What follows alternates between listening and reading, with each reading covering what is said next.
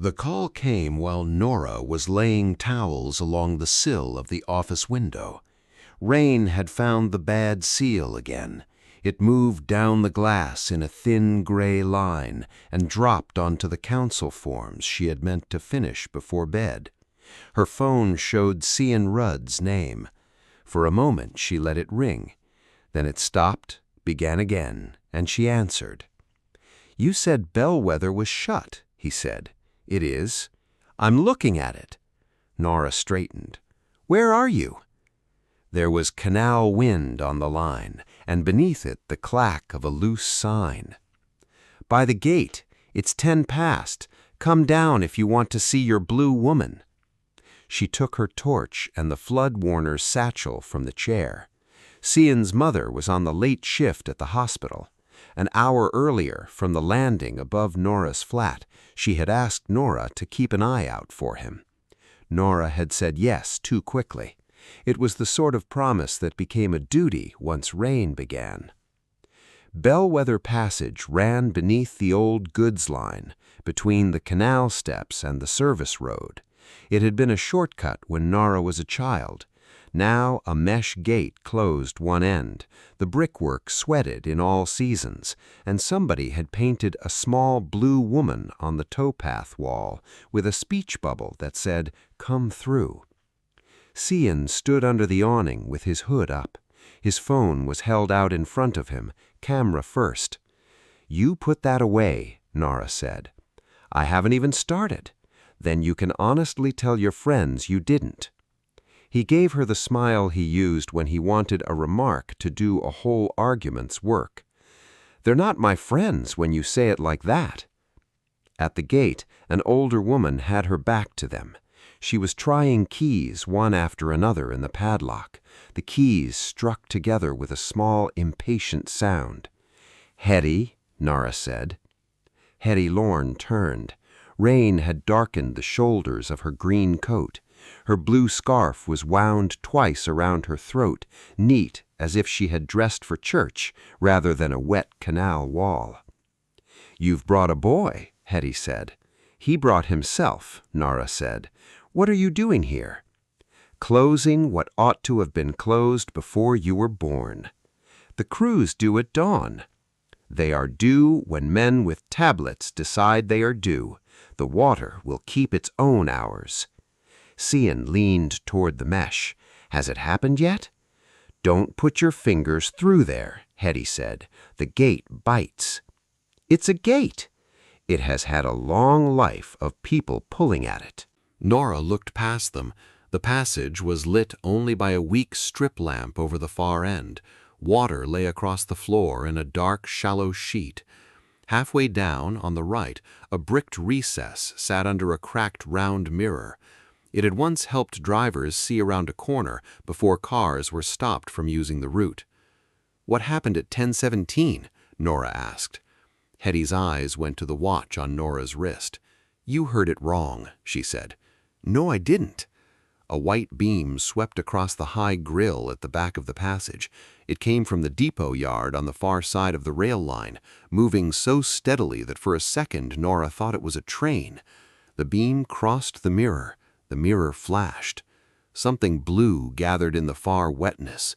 It was not there, then it was. The shape of a woman in a long coat, blurred at the edges, moving from the recess toward the strip lamp. Her head bent slightly as if against rain.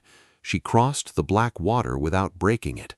At the light, she thinned and was gone. Cian's phone was down by his hip. He had stopped recording. Nora took one step closer to the mesh. The water lay unmarked from wall to wall. "You see?" he said, but he said it quietly. Hetty turned her ring of keys once against her palm. "You see a reflection," Nora said. "Of what?" Cian asked. "That is the wrong question." A car door shut on the service road. Jules Amory came under the awning carrying a black tablet case over his head. His shoes made a poor choice for the weather, pale leather shining at the toes. "Miss Vey," he checked his watch, then the gate. "I was told there was a problem." "You moved the seal to dawn," Nora said. "The forecast moved it. We put up notices." "Notices where?" Jules looked at the blue woman painted on the wall, then at Cian. "This is not a safe place for young people." "Good," Cian said. "We agree on something." Jules's face tightened by a degree.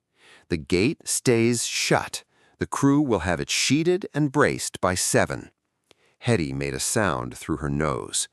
Nora said, "Why the rush?" "Water pressure behind the canal wall. The survey found movement in the old service recess." He spoke as if reading a sentence he had already shortened for someone. "The sooner it is contained, the better." "So you knew it was unsafe?" "We have been monitoring it." "Since when?" He opened the tablet. A calendar showed a blue block for the previous evening, marked Canal Office Video Call. A small sign-in notice sat beside it. "I know what you're thinking," he said. "I have access. I want the closure. I did not make a woman appear in there." Cian gave a short laugh. "That's exactly what someone who made a woman appear would say." "Cian," Nora said. But the thought had already taken its place. Jules had the keys, the schedule, a reason to make the passage feel beyond saving. He also came quickly, which could mean concern or rehearsal. Hetty moved away from the gate. "You can let the man shut it. He has wanted to since Monday." "I want it safe. You want it quiet." Nora watched him not answer. A gust pushed rain beneath the awning. Cian stepped aside and his trainer skidded on the wet paving. Nora caught the back of his jacket. When she let go, he looked annoyed with her, which was better than looking pleased with himself. "Come home," she said. "I need to show them it's fake." "Why?" "Because if it isn't, everyone will go tomorrow, before the boards go up. You know they will." He was right in the way that made Nora angry. A warning sign gave some people a reason to turn back. It gave others a story to carry to the gate. Hetty looked toward the canal. Nora aimed her torch through the mesh. The beam reached the round mirror and sprang away, a pale coin moving across the opposite wall. She tilted the torch. The coin moved with it, skipping over wet brick. Jules saw it too. That mirror should have been removed years ago. "Everything should have been done years ago," Hetty said. Nora crouched by the gate. The water began a hand's width inside. Beyond it, along the right wall, a dry ledge ran to the recess. On the dust near the recess was a fresh, pale arc, no wider than 2 fingers. It curved once and stopped. "What's that?" she asked. Hetty said, "Old dirt." "Old dirt doesn't have a clean edge." Jules bent, but he could not see past her shoulder. "Nora, whatever you think you've found, we're not opening that gate in this weather." "Who has the recess key?" "The old caretaker's key was meant to be gone," Hetty said. Nora looked at the brass ring in Hetty's hand. Among the larger keys was a narrow one with a painted red head. Cian saw it as well. "That looks like a key. It opens a cupboard." "Or the recess?" Nora asked. Hetty looked past her into the rain. "It opens something." The rain struck harder against the awning. From the canal steps came the splash of running water. Jules took a call, listened for a moment, then walked away to hear it over the weather. Cian watched his back. "He's lying about the notices," he said. "Probably. And she's lying about the key." "Probably. So which one did it?" Nora did not answer. The blue shape had appeared when the depot beam crossed the mirror. The floor had held no prints. Jules had access and an interest. Hetty had a key and a warning she did not want examined. Both of them had given her a reason to keep the gate shut. Neither of them had given her a reason to trust them. Tian's phone buzzed. He read the screen, then shoved it into his pocket. "Are they coming?" "Your friends?" Nora asked. "Just a message. Are they coming?" He shrugged. That was answer enough. Jules returned, his coat collar wet and dark. "The storm drain has backed up on the service road. The crew can't get here early. We keep the gate locked until morning." Cian glanced at the mesh. Nora felt the decision form in him before he moved. He caught the lower wire, set one trainer on the rail, and began to climb. "Cyan!" He froze. The mesh gave a tired metallic groan under his weight. Hetty reached for him, missed, and said his name without the usual impatience in it. Nora caught Cyan's ankle. "Come down." "I'm not going in. You're already choosing it." For a second, he looked younger than 16. Then he climbed down. His face was wet, but not only from rain. Hetty opened her hand. The red-headed key lay on her palm. "Not the gate," she said. Nora looked at it.